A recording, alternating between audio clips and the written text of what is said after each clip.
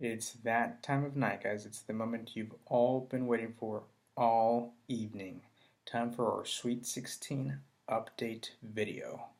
Before we dive in today's update, I do want to take a quick moment of silence to remember and honor former pool members who weren't able to be with us this year. Not because they're dead or anything, but because they just simply couldn't afford the higher buy-in, the increase from $125 to $150 for the buy-in this year was just a little bit too much for a few former players who play every single year, including Michel Hunger, Trevor Kelly, who the last place trophy is aptly named after, Henry Barona, and Ryan Glazier. Ryan, what happened? I know you can afford it. What happened? Did Jen just say you couldn't play this year? She wouldn't give you permission? Regardless, I do want to take a quick 10-second moment of silence to honor and remember these players.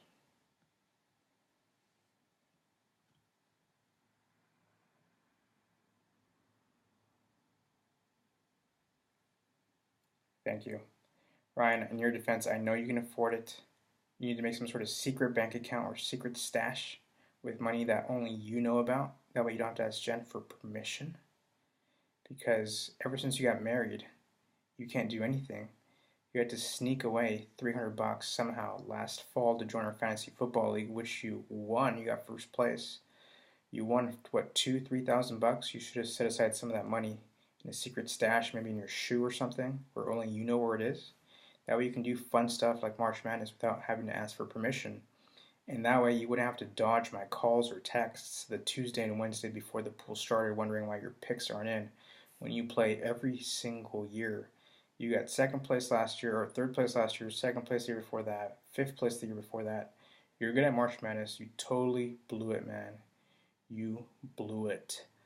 But I don't expect you to have the skill set that I do when it comes to dating/marriage. Not everyone can pull off a 6.5 year relationship before finally proposing like I did, and then further prolonging the wedding another 3 years like I plan to do.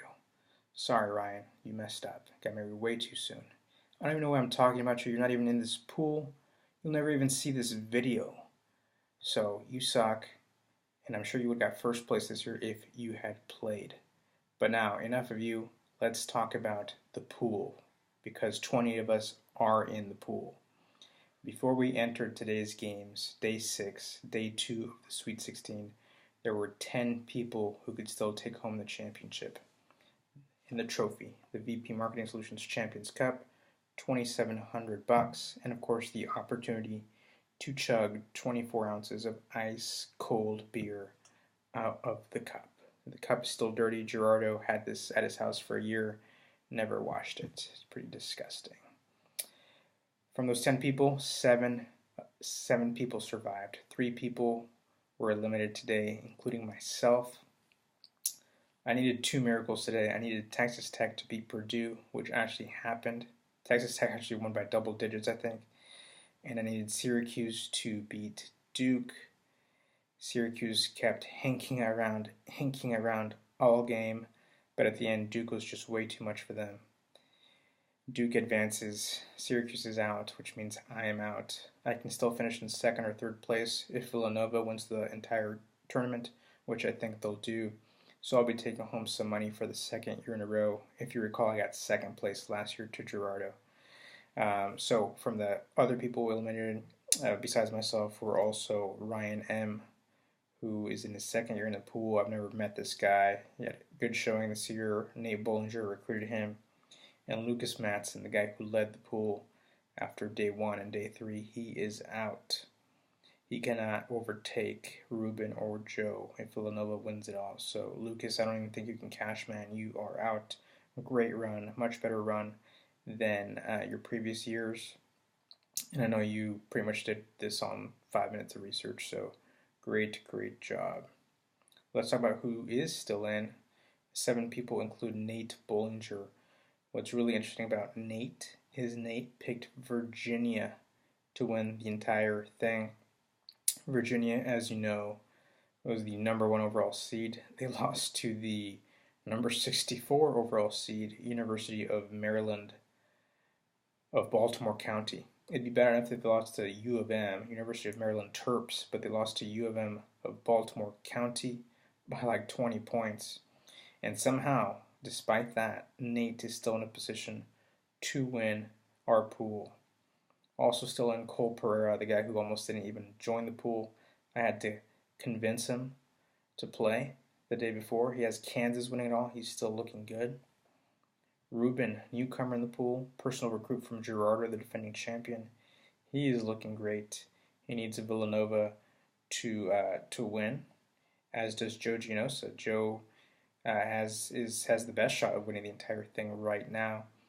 If the bracket goes all chalk as of today, if the bracket had gone all chalk, Joe Gianosa would win the pool. It pretty much did go all chalk today, minus Texas Tech Purdue. But regardless, if it goes all chalk the rest of the way, Joe Gianosa will win the pool. He will become the first two-time champion. Joe and Ruben both have Villanova winning the whole thing.